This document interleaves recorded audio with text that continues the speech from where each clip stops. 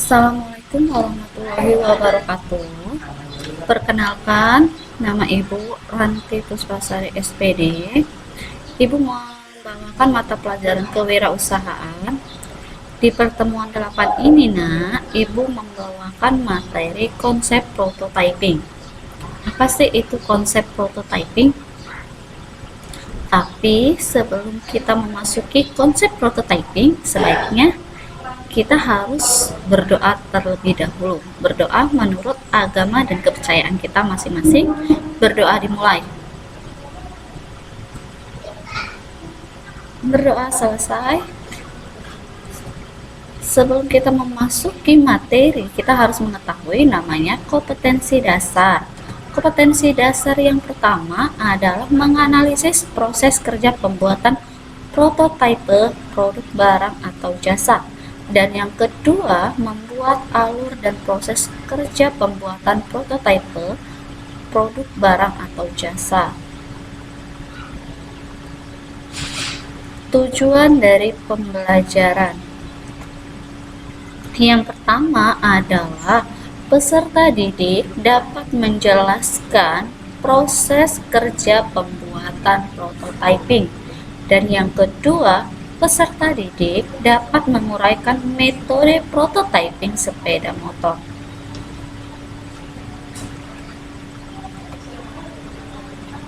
Oke, kita masuk ke dalam proses kerja pembuatan prototyping.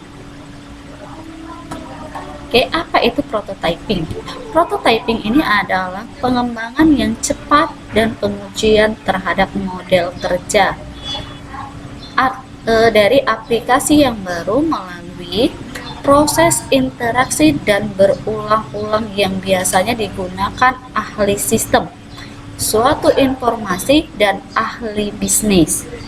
Dengan metode prototyping ini, perkembangan suatu produk dan pemakaian konsumen dapat saling berinteraksi selama proses pembuatan produk kreatif. Jadi, prototyping ini itu adalah suatu konsep di mana kita membuat suatu produk, tapi harus sejalan dengan pemakaian konsumen. Jadi kita harus mengetahui konsumen membutuhkan apa dalam sepeda motor ataupun dalam suatu kendaraan transportasi. Kita harus mengetahui, makanya kita harus berinteraksi agar suatu produk yang akan kita keluarkan itu berjalan dengan lancar. Oke, yang selanjutnya adalah identifikasi kebutuhan. Identifikasi kebutuhan ini memiliki dua bagian, yaitu pengembangan dan pemakaian bertemu dan pemakaian menjelaskan kebutuhan. Jadi pengembangan dalam suatu prototyping ini, dia membuat suatu produk yang membuat suatu kebutuhan konsumen. Jadi antara konsumen yang pemakai dalam suatu produk itu harus seimbang. Nah, jadi yang dibilangnya itu harus ada pengembangan. Jadi setiap produk itu harus ada pengembangan. Gimana produk yang lama, jika dia memang sudah bagus, akan lebih baik dibagusi kembali. Jadi apa yang dibutuhkan oleh konsumen, kita harus mengeluarkan suatu ide-ide atau suatu produk yang baru. Dan yang kedua adalah membuat pengembangan, mulai membuat prototipe. Nah, jadi dari suatu konsumen kita langsung membuat suatu produknya, jadi langsung dikembangkan dalam suatu produk. Membutuhkan apa sih konsumen tersebut, jadi harus langsung kita kembang. Kalau dalam sepeda motor, dia membutuhkan apa, apakah lebih sistematis. Kalau zaman dahulu kita menggunakan sepeda motor itu, dia ada nggak yang mau bergigi? Selalu ada. Kalau zaman dulu adalah membuat sepeda motor yang bergigi, tapi sekarang sepeda motor itu secara otomatis. Otomatisnya apa? Matic, tidak menggunakan gigi lagi. Oke, yang ketiga adalah menguji. Pemakaian menguji prototipe dan memberikan kritikan ataupun saran. Jadi setelah membuat suatu produk dan kita luncurkan, apa sih kritikan dari seorang konsumen terhadap suatu produk yang akan kita keluarkan? Itu adalah saran bagi kita untuk memajukan suatu produk. Dan selanjutnya adalah memperbaiki. Nah, di sini memperbaiki ini setelah pengembangan melakukan sistem sesuai masukan pemakaian. Jadi kalau kita sudah menguji, sudah memakai, kalau misalnya ada kekurangan, berarti harus kita perbaiki untuk kedepannya membuat suatu produk yang lebih baik kembali. Dan yang terakhir adalah pengembang versi produksi. Nah, jadi di sini pengembang itu menyelesaikan sistem sesuai dengan masukan terakhir dari pemakainya. Jadi apa yang harus diperbaharui versi yang ini, apa yang harus kita luncurkan untuk versi berikutnya, kita harus mengetahui walaupun dia sama. Contohnya aja Matic versi yang baru versi yang lama seperti apa, sekarang versi yang baru sudah ada tambahan-tambahan yang baru.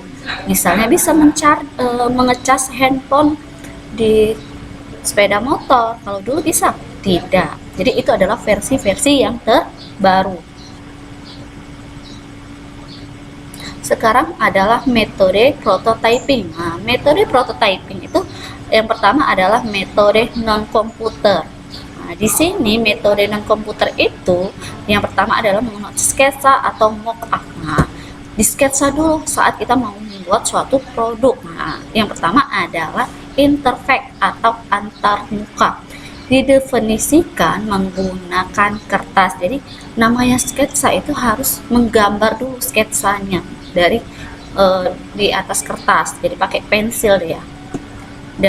Yang kedua adalah baik untuk mengungkapkan pendapat. Jadi kalau misalnya tidak sesuai suatu sketsa itu, kita bisa menggantinya, jadi membutuhkan pendapat orang lain. Dan yang ketiga, difokuskan pada orang dengan desain yang tingkat tinggi. Jadi nggak desainnya itu-itu aja. Jadi bisa desainnya itu lebih menarik lagi agar suatu produk yang kita keluarkan itu bisa tertarik kepada konsumen. Dan yang keempat, tidak terlalu baik untuk menggambarkan alur dan rinciannya. Jadi nggak usah terlalu detail, tapi menarik terhadap konsumen. Dan yang E ini adalah mudah dan cepat, umpan balik sangat menolong. Jadi kalau misalnya kita sudah membuat suatu produk, maka produk itu harus adanya umpan balik, adanya konsumen yang mau beli suatu produk. Oke, selanjutnya adalah kalau di dalam metode non-komputer itu ada satu lagi, yaitu storyboarding. Storyboarding ini adalah lembaran kertas yang berisikan contoh tampilan antarmuka dari penggunanya. Dan yang kedua, suatu storyboarding akan terdiri dari tampilan layar yang menggambarkan fitur sistem seperti menu. Dan yang ketiga adalah menggunakan pensil dan stimulus catatan atau walltrap dari kemampuan yang ditampilkan oleh sistem. Dan yang keempat, menggunakan urutan diagram atau gambar. Yang kelima, menunjukkan kunci snapshot. Yang keenam adalah setiap halaman terdapat keterangan sehingga pengguna itu dapat menjelajah ke seluruh aplikasi. Dan yang ketujuh adalah cepat dan mudah.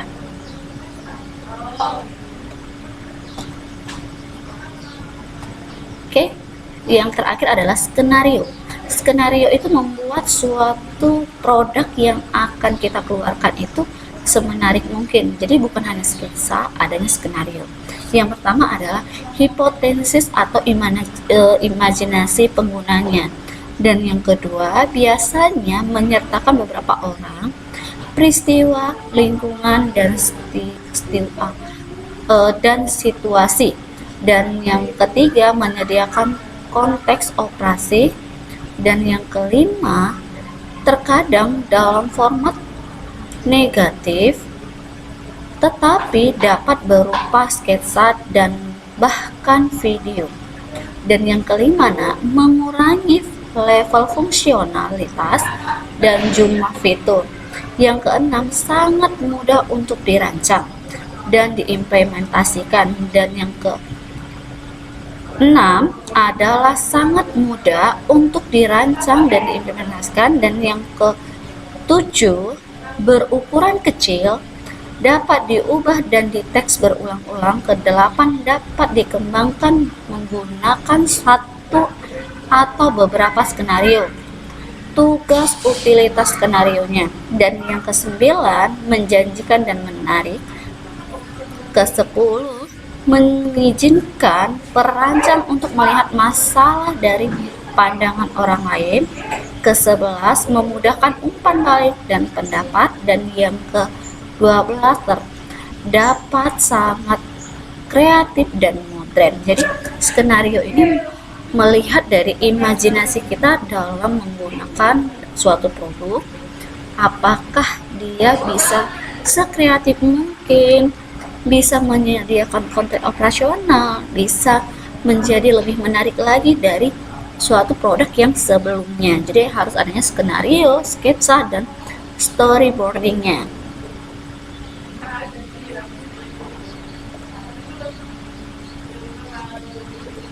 Oke, sekarang adalah metode komputer base.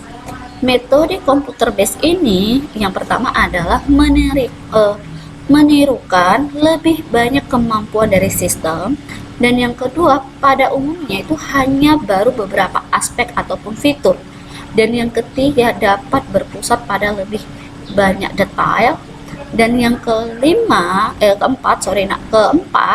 para pemakai itu lebih segan untuk menyarankan perubahan sekali ketika mereka melihat prototipe yang lebih bagus atau realistis. Dan yang kelima adalah prototipe itu cepat digambarkan sebagai suatu metode berbasis komputer yang dapat membantu untuk mengurangi iterasi siklus pengembangan. Dan yang keenam, prototipe itu interaktif, dikembangkan agar dapat dengan cepat diganti untuk diubah sejalan dengan umpan balik perancangnya. Dan yang ketujuh, umpan balik ini dapat diperoleh dari kolega ataupun dari pengalaman penggunanya selama bekerja dengan prototipe untuk menjelaskan tugasnya. Jadi kalau dulu sepeda motor itu tidak menggunakan namanya metode komputer yang biasa yang ibu bilang tadi, metode non komputer, tapi sekarang sudah menggunakan metode komputer. Jadi produk yang akan dikeluarkan itu sudah didesain manual, baru dibuatlah ke dalam komputer, baru kita jadikan satu dengan suatu mesin. Jadi sekali keluar suatu produk itu nggak hanya satu, tapi bisa banyak, bahkan bisa ratusan. Jadi dia itu hanya menirukan yang sudah didesain dari komputer. Oke, terminologi dalam prototipe. Oke, yang pertama adalah prototipe horizontal. Jadi prototipe horizontal ini mencakup seluruh antar muka pengguna, namun tanpa fungsi pokoknya berupa stimulus yang belum dapat digunakan untuk melakukan pekerjaan yang sesungguhnya ya nak. Dan yang kedua, pengguna itu dapat mengeksekusikan seluruh perintah pencairan, tetapi dapat memanggil informasi secara nyata. Dan yang selanjutnya itu adalah mengurangi levelnya. Jadi level dalam horizontal itu harus seimbang. Oke, selanjutnya adalah prototipe vertikal. Kalau prototipe vertikal ini lebih sedikit aspek ataupun fiturnya, jadi nggak terlalu banyak. Jadi kalau horizontal itu kan kamu sudah tahu horizontal dan vertikal, jadi lebih banyak itu lebih banyak di horizontal daripada vertikal. Kalau vertikal hanya sekilasnya aja inti dari suatu produk itu. Oke, kita masuk lagi loan fidelity prototyping. Nah, jadi di sini prototype itu dengan tingkatan ketepatan yang rendah. Jadi dia itu menggunakan suatu prototipe produk, desainnya itu sudah digunakan secara perlahan agar tidak salah. Itu saja materi yang Ibu sampaikan. Semoga bermanfaat untuk kamu ya nak. Sebelum Ibu akhiri, Ibu hanya bilang, bekerjalah dan belajarlah semaksimal mungkin agar kamu bisa sukses di kemudian hari. Oke, sebelum Ibu akhiri, sebelumnya kita berdoa terlebih dahulu. Berdoa menurut agama dan kepercayaan kita masing-masing. Berdoa dimulai. Berdoa selesai,